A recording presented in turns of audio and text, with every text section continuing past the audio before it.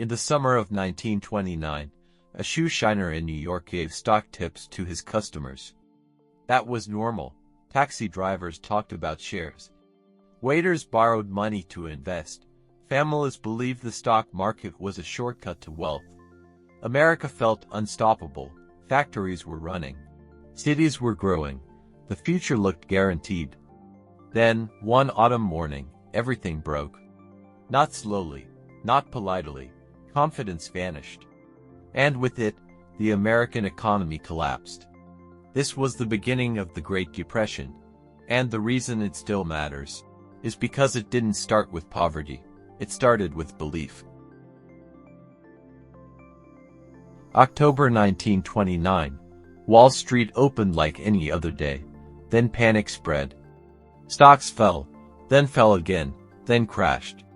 Men who were rich on paper yesterday were bankrupt by sunset. Banks stopped answering phones. Investors begged to sell. No buyers existed. The stock market didn't just lose value, it lost trust. And when trust leaves the financial system, money stops moving. That's when a recession becomes a depression. Back then, banks weren't protected. No insurance, no safety net, no second chances. When rumors spread, people ran. Lines formed outside banks, not to invest, but to survive. A man could work 20 years, save every dollar, and lose everything in one afternoon. When banks collapsed, businesses lost credit. Workers lost jobs. Families lost homes. The economy froze, not because people didn't want to work, but because money disappeared. The Great Depression wasn't an accident, it was built slowly. Americans borrowed too much, speculated too hard, trusted too blindly. Wages stayed low, production stayed high. Debt filled the gap, and the Federal Reserve, instead of saving the system, tightened it. Interest rates rose. Money supply shrank, deflation crushed spending. The lesson was brutal. When debt replaces income, and confidence replaces discipline, collapse becomes inevitable. Recovery didn't come from hope. It came from change. The government stepped in. Banks were regulated.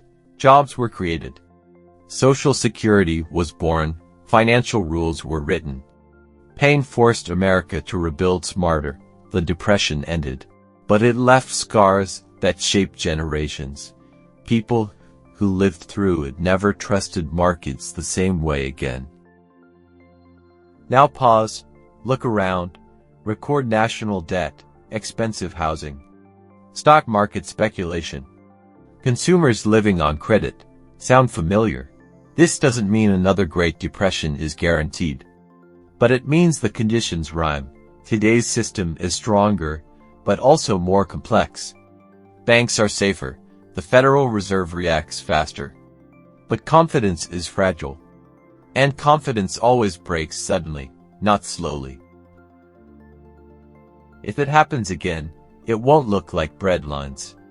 It will look like permanent financial stress, high living costs, weak job security, asset price instability, wealth inequality, not collapse, but slow economic suffocation.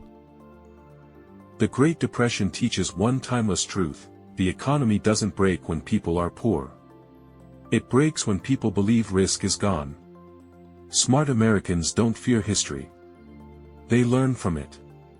Because those who understand cycles don't panic when confidence fades. They prepare.